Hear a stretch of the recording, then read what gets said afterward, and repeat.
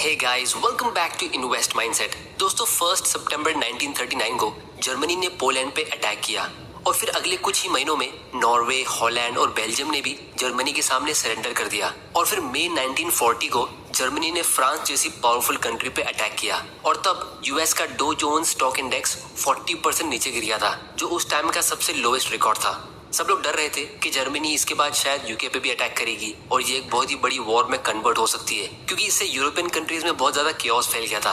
लाखों लोग बेघर हो गए थे, लोग अपने देश को छोड़ के दूसरी कंट्री में जा रहे थे, सिर्फ अपनी कीमती चीजें जैसे गोल्ड और सिल्वर लेके अपनी जान बचाने की कोशिश कर रहे थे। तो ऐसे टाइम पे किसी इन्वेस्टर को कैसे रिएक्ट करना चाहिए? तो दोस्तों, तब एंट्री होती है सर जॉन टेम्पलेटन की, जो उस टाइम पे इतने फेमस और अमीर नहीं थे, लेकिन उन्होंने कुछ ऐसा किया जिसकी वजह से आज ये दुनिया के सबसे रिस्पेक्टेड इन्वेस्टर्स में से एक माने जाते हैं। और इन्होंने जो इन्वेस्टमेंट किए उसको लोग बेट ऑफ द सेंचुरी कहते हैं। अब दोस्तों, इन्होंने ऐसा क्या किया इसको हम आगे वीडियो में काफी डिटेल में समझेंगे, क्योंकि फिलहाल हमारी जनरेशन में भी कुछ सिमिलर चीजें हो रही है। जैसे रशिया ने यूक्रेन पे अटैक किया है, जो अभी तक यूरोप की हिस्ट्री की वर्ल्ड वॉर 2 के बाद किसी भी वक्त एक वर्ल्ड वॉर शुरू हो सकता है, क्योंकि ऑलरेडी इसमें काफी सारी कंट्रीज इन्वॉल्व हो चुकी है। अब दोस्तों, फ्यूचर में क्या होगा वो तो हमें फ्यूचर में ही पता चलेगा, लेकिन सवाल ये उठता है कि इन सब सिचुएशन में हमें अपनी इन्वेस्टमेंट्स करने कैसे चाहिए, क्योंकि ऐसे टाइम पे प्रॉफिट कमाना तो दूर, लोग अपना कैपिटल भी सेव नहीं कर पाते। तो इन्हीं चीजों को हम आज की वीडियो में समझेंगे कि आप ऐसी वॉर और क्राइसिस की सिचुएशन में कहां और कैसे अपनी वेल्थ को प्रोटेक्ट करने के साथ अच्छा प्रॉफिट कमा सकते हो।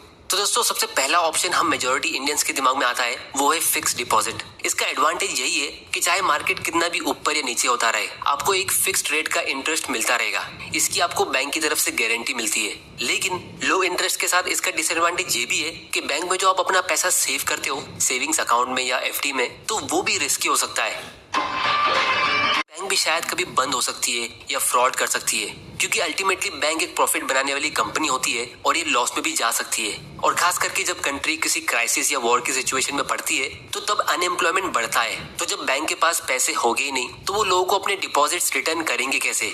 तो बिल्कुल वही टाइम पे जब आप चाहते हो कि बैंक्स आपकी मदद करे और आपके रिस्क को कम करे, ये क्राइसिस और वॉर के टाइम पे और ज्यादा रिस्की हो सकते हैं। फिर दोस्तों, इसके बाद दूसरा ऑप्शन आता है बॉन्ड्स। अब इन्वेस्टिंग की दुनिया में सबसे सेफ इन्वेस्टमेंट जिसको कहा जाता है, तो वो है गवर्नमेंट बॉन्ड्स।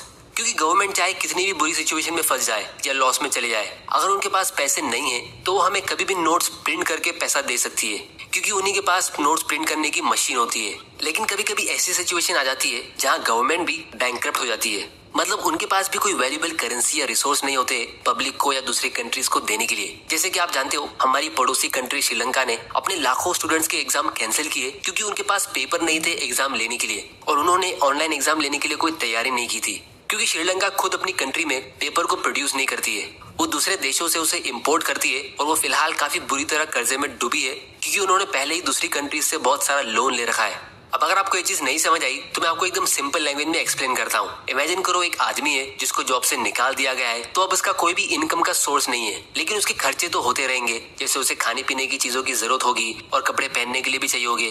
तो उसी तरह श्रीलंका की इनकम ग्रो नहीं हो रही है, क्योंकि उनका मेजोरिटी इनकम टूरिज्म से आता है, जो फिलहाल 2-3 सालों से कोविड की वजह से लॉस में है। तो गवर्नमेंट अपनी ही कंट्री के लोगों की मदद करने के लिए ज्यादा नोट्स प्रिंट तो कर सकती है, लेकिन अगर कोई चीज मार्केट में अवेलेबल है ही नहीं या उसकी शॉर्टेज है, तो उससे फिर मार्केट में महंगाई बढ़ती है।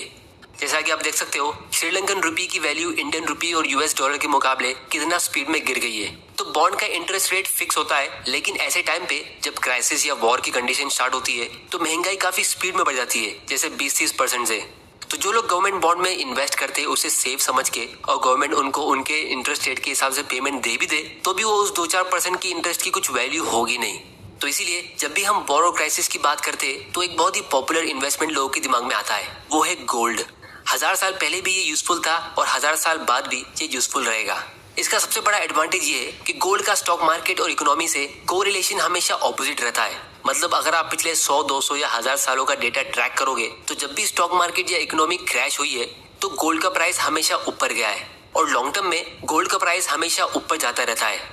लेकिन इसका सबसे बड़ा डिसएडवांटेज ये है कि लॉन्ग टर्म में हमें इससे सिर्फ 7-8% का ही रिटर्न मिलता है, जो कंट्री की लॉन्ग टर्म इन्फ्लेशन जितना होता है। और दूसरा डिसएडवांटेज ये है कि अगर आपको गोल्ड से अच्छा रिटर्न कमाना है, तो इसमें टाइमिंग बहुत बड़ा रोल प्ले करता है। अगर आप बिल्कुल किसी वॉर या क्राइसिस के पहले गोल्ड को बाय करते हो, तो आपको शॉर्ट टर्म में अच्छा प्रॉफिट मिल सकता है, लेकिन वैसे इवेंट्स को एडवांस में प्रिडिक्ट करना नेक्स्ट टू इम्पॉसिबल होता है। किसी ने सपने में भी सोचा नहीं होगा कि कोविड जैसा एक वायरस पूरी दुनिया में इतनी प्रॉब्लम क्रिएट करेगा, या इस 21st सेंचुरी में किसी यूरोपियन कंट्री को कोई ऐसे अटैक करेगा। या जब वर्ल्ड वॉर 2 के स्टार्ट में जापान ने यूएस के पर्ल हार्बर पे अटैक किया था तो वो भी एकदम अचानक से हुआ था। तो वॉर्स हमेशा एकदम अचानक से शुरू होते हैं, जो एक बहुत ही बेसिक लेवल की मिलिट्री स्ट्रेटेजी होती है, वो किसी तरह की कोई तैयारी करे। और जब रशिया ने यूक्रेन पे अटैक किया था तो सबको ऐसा ही लग रहा था कि 1-2 दिन में ही रशिया यूक्रेन को पूरी तरह कंट्रोल कर लेगी, लेकिन अब इसे 1 महीने होने आए और किसी को पता नहीं कि कौन जीतने वाला है। तो इसीलिए वॉर्स को प्रेडिक्ट करना या उनके आउटकम को प्रेडिक्ट करना ये सब नेक्स्ट टू इम्पॉसिबल होता है। तो ऐसे टाइम पे आपको ज्यादा ओवर थिंक करने की जरूरत नहीं है, और गोल्ड में एक बड़ा अमाउंट इन्वेस्ट करना भी इतना सेंसिबल होगा नहीं, क्योंकि लॉन्ग टर्म में इससे आपका कैपिटल ज्यादा ग्रो होता नहीं है और शॉर्ट टर्म में आप ऐसे इवेंट्स का पता लगा पाओगे नहीं। तो इसीलिए गोल्ड आपकी वेल्थ को प्रोटेक्ट करने का अच्छा ऑप्शन हो सकता है, लेकिन ग्रो करने के लिए आपको एक अच्छा ऑप्शन चुनना होगा। क्योंकि क्या आपने कभी ऐसा सुना है कि किसी इंसान ने गोल्ड में इन्वेस्ट करके अपनी वेल्थ क्रिएट की हो? तो इसीलिए आप अपनी इमरजेंसी फंड का एक हिस्सा गोल्ड में रख सकते हो, ताकि अगर आपको वॉर और क्राइसिस के बीच अर्जेंट फंड्स की रिक्वायरमेंट होती है तो आप उसे अच्छे प्राइस पे सेल करके अपनी नीड पूरी कर सकते हो। फिर दोस्तों इसके बाद नेक्स्ट इन्वेस्टमेंट ऑप्शन आता है स्टॉक्स। अब दोस्तों वॉर और क्राइसिस के टाइम पे लोग हमेशा अपने स्टॉक्स सेल करने का सोचते हैं, और इसीलिए ऐसे टाइम पे इनका प्राइस बहुत बुरी तरह फ्लक्चुएट होता रहता है। ने यूक्रेन पे अटैक किया था तो इंडियन स्टॉक मार्केट उस दिन 5% नीचे गया था, जबकि इंडिया का उस वॉर से कुछ भी लेना देना नहीं था। तो यही स्टॉक मार्केट का सबसे बड़ा डिसएडवांटेज है कि ये न्यूज को लेके काफी ज्यादा सेंसिटिव होता है, लेकिन दोस्तों यही इसका सबसे बड़ा एडवांटेज भी होता है। तो आइए हम यहाँ पे सर जॉन टेम्पलेटन की स्टोरी को कंप्लीट करते हैं। जब 1939 में जर्मनी ने पोलैंड पे अटैक किया था और फिर धीरे धीरे बाकी यूरोपियन कंट्रीज ने भी सरेंडर किया था, तो एक बात जॉन टेम्पलेटन को समझ में आ गई थी कि ये सिचुएशन काफी आसानी से एक वर्ल्ड वॉर में बदल सकती है और इसमें यूएस भी एंटर कर सकती है। और तब उन्होंने यूएस, यूके और दूसरी कंट्रीज की इकोनॉमी और वहाँ की कंपनीज को एनालाइज करना शुरू किया, और फिर उन्होंने ये पता लगाया कि सबसे ज्यादा फायदा उस वॉर में जिसको होगा तो वो है यूएस, और यूएस में सबसे ज्यादा फायदा जिसको होगा तो वो है उनकी स्मॉल कैप कंपनीज, क्योंकि वॉर के टाइम पे भी लोगों को बहुत सारी चीजों की जरूरत होती रहती है। तो यूरोपियन कंपनीज ऑपरेट नहीं कर रही थी, क्योंकि पूरा यूरोप एक जंग का मैदान बन चुका था। तो भले ही यूएस वॉर में एंटर कर ले और उसे हार जाए, लेकिन फिर भी जो भी यूरोपियन कंट्री वॉर जीतेगी तो उनको काफी ज्यादा नुकसान हो चुका होगा। तो जो नेक्स्ट बेस्ट कंट्री है वो है यूएस, जो मैक्सिमम गुड्स प्रोड्यूस कर सकती थी और पूरी कंट्री में सप्लाई कर सकती थी, क्योंकि उनके पास उतनी कैपेसिटी थी और टेक्नोलॉजी भी। और यूएस के पास लोकेशन एडवांटेज भी था, वो यूरोप से एक अच्छे डिस्टेंस पे भी थी, और यूएस का फिजिकल साइज ऑलमोस्ट पूरे यूरोप के कॉन्टिनेंट जितना बड़ा है, जिसकी वजह से यूएस को पूरी तरह डिस्ट्रॉय करना काफी ज्यादा मुश्किल होगा।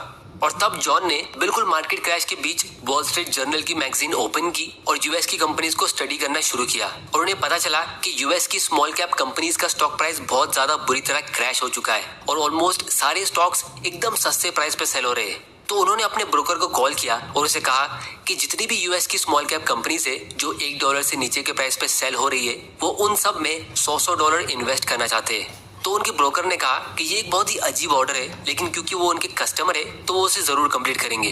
फिर जॉन ने उन स्टॉक्स को भरोसे के साथ होल्ड करके रखा, और उसके बाद वॉर और ज्यादा इंटेंस हो गया। जापान ने डायरेक्टली यूएस के पर्ल हार्बर पे अटैक किया और फिर यूएस ऑफिशियली वॉर में एंटर हो गई, और वो टाइम पे ऑलमोस्ट पूरा यूरोप हिटलर के कंट्रोल में था।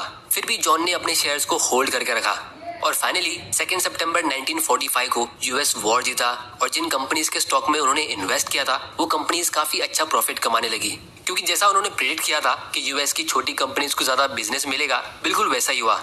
और क्योंकि उन्होंने बिल्कुल वॉर के बीच में इन्वेस्ट किया था तो उनको वो कंपनीज काफी चीप प्राइस पे मिली थी। जैसे एक कंपनी थी मिजोरी पैसिफिक रेल रोड, जिसको उन्होंने सिर्फ 12 सेंट्स पर शेयर के प्राइस पे खरीदा था, और कुछ ही सालों में उसका शेयर प्राइस $105 में ग्रो हो गया था, जो होता है 875 टाइम्स का रिटर्न, मतलब 87,500% का रिटर्न। तो जॉन टेम्पलेटन की इसी फियरलेस इन्वेस्टमेंट ने उन्हें काफी अच्छी वेल्थ क्रिएट करके दी, और उनको इन्वेस्टिंग की दुनिया में एक अलग रिस्पेक्ट मिली, क्योंकि उनके उसी इन्वेस्टमेंट को बहुत लोग बेट ऑफ द सेंचुरी कहते हैं। तो इसीलिए जब भी वॉर और क्राइसिस होते हैं तो आपको हमेशा एक ब्रॉड पिक्चर देखना होगा। वॉर जीतना या हारना इतना इम्पोर्टेंट नहीं है, हमारे लिए इम्पोर्टेंट ये है कि कौन सी कंट्री और कौन सी कंट्री के कौन से स्पेसिफिक स्टॉक्स उस सिचुएशन से फायदा उठा सकते हैं, क्योंकि अल्टीमेटली हम इंसानों को गुड्स और सर्विस की जरूरत होती रहेगी, तो उसे कोई ना कोई कंपनी या कोई ना कोई कंट्री प्रोवाइड करती ही रहेगी। तो फिर चाहे किसी कंट्री के सारे बैंक्स बंद हो जाए या कंट्री की गवर्नमेंट पूरी तरह बदल जाए, कंपनीज अगर ऐसे प्रोडक्ट सेल करती है जिसका डिमांड लोग कर रहे हैं, तो वह कैसी भी सिचुएशन में सर्वाइव कर लेगी। जैसे इंडिया में ये सारी कंपनीज 100-150 सालों से चलती कंपनीज तब स्टार्ट हुई थी और अभी तक सक्सेसफुली रन हो रही है। तो इसीलिए आप मल्टीपल कंट्रीज की कंपनीज में इन्वेस्ट करके अपनी वेल्थ को डाइवर्सिफाई भी कर सकते हो और उसे प्रोटेक्ट भी। और अगर आप इंडिया के अलावा किसी दूसरी कंट्री की बात करते हो तो हम इंडियंस के लिए नंबर 1 ऑप्शन होता है यूएस स्टॉक्स। जैसे वॉरेन बफेट पिछले 80 सालों से यूएस स्टॉक मार्केट में इन्वेस्ट करते आ रहे और उन्होंने कभी भी गोल्ड में या किसी दूसरी कंट्री में कुछ खास इन्वेस्टमेंट किया ही नहीं है, क्योंकि वो अपनी कंट्री में बिलीव करते हैं। पिछले 80 सालों में यूएस ने काफी सारी वॉर्स में पार्टिसिपेट किया है, लेकिन फिर भी वॉरेन बफेट अपनी कंपनीज में इन्वेस्टेड रहे और करते रहेंगे, क्योंकि वो हमेशा इन्फ्लेशन प्रूफ और वॉर प्रूफ कंपनीज में इन्वेस्ट करते हैं, जो 10-20 साल तो क्या लाइफ टाइम में भी कभी बंद नहीं हो सकती। ऐसी कंपनीज जिनका मैनेजमेंट गवर्नमेंट या बिना किसी सपोर्ट के खुद बिजनेस कर सकता है। जैसे वर्ल्ड वॉर 2 के टाइम कोका कोला ने ब्रिलियंट स्ट्रेटेजी यूज करके मिलिट्री और गवर्नमेंट ऑफिशियल्स को डिस्काउंट पे कोक देना शुरू किया, जिससे उनका सेल्स बढ़ने लगा। लेकिन फिर इसे देख के बाकी अमेरिकन लोगों ने भी कोक और ज्यादा कंज्यूम करना शुरू किया देश के लिए अपना पेट्रियोटिज्म शो करने के लिए, जिससे उनका सेल्स और बढ़ने लगा।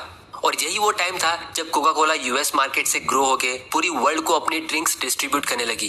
तो मैनेजमेंट के ऐसे कंटिन्यूअस फोकस की वजह से ये कंपनी पिछले 50-60 सालों से इतने सारे वॉर्स के बीच भी अपने शेयर होल्डर्स को कंटिन्यूअस डिविडेंड्स देती आ रही है। और दोस्तों आज 21st सेंचुरी में हमारी बेसिक नेसेसिटीज और ज्यादा ग्रो हो चुकी है।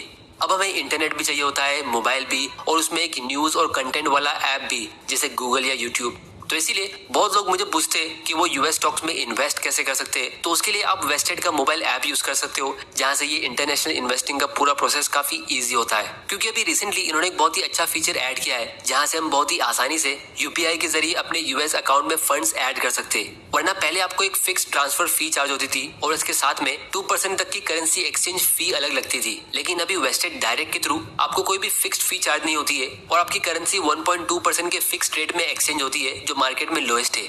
और इसके साथ में इन्होंने एक और फीचर ऐड किया है, जहां आप इस DIY वेस्ट के सेक्शन में जाके अपना खुद का एक पोर्टफोलियो बना सकते हो। जैसे अमाउंट जैसे आप $50 से भी शुरुआत कर सकते हो, तो वो ऐप बनाया गया है। इसकी लिंक आपको नीचे डिस्क्रिप्शन में। Is not to focus on the current scenario but on the current value, क्योंकि अगर सच में कभी फ्यूचर में एक बहुत बड़ी वॉर हो जाती है, जिससे एक्चुअली में सब कंट्रीज एक दूसरे पे न्यूक्लियर बॉम्ब से अटैक करने लगती है, तो तब तो कोई भी नहीं बचेगा। तो आपके पैसे वैसे भी आपको कुछ काम आएंगे नहीं। लेकिन अगर ऐसा नहीं होता है और जब वॉर और क्राइसिस खत्म होता है, तो उस दौरान जो ज्यादा नोट्स प्रिंट किए जाते हैं वॉर और क्राइसिस को फाइनेंस करने के लिए और उससे बचने के लिए, तो उस इन्फ्लेशन का सारा इफेक्ट और प्रॉस्पेरिटी का इफेक्ट भी एक साथ स्टॉक के प्राइस में शो करता है और स्टॉक के प्राइस काफी स्पीड में ऊपर जाते हैं। तो इसीलिए दोनों ही सिचुएशन में वॉर और क्राइसिस से हमें ज्यादा टेंशन लेने की जरूरत नहीं है। अगर आप हम इंसानों की हजारों सालों की हिस्ट्री रीड करोगे तो आपको पता चलेगा कि ये वॉर्स और क्राइसिस हमेशा से होते आ रहे हैं। फिर भी इकोनॉमी ग्रो होती रहती है और लोग बिजनेस करते रहते हैं। बस गवर्नमेंट और करेंसी चेंज होती रहती है, लेकिन बिजनेस तो हमेशा चलते रहेंगे और बिजनेसमैन हमेशा अमीर बनते रहेंगे। तो दोस्तों आज की वीडियो में इतना ही। उम्मीद करता हूँ कि आपको इस वीडियो से कुछ ना कुछ सीखने जरूर मिला होगा। तो इस चैनल को सब्सक्राइब जरूर कर लेना और बेल आइकन प्रेस कर देना, ताकि आपसे कोई ऐसे वैल्यूबल वीडियोस मिस ना हो जाए।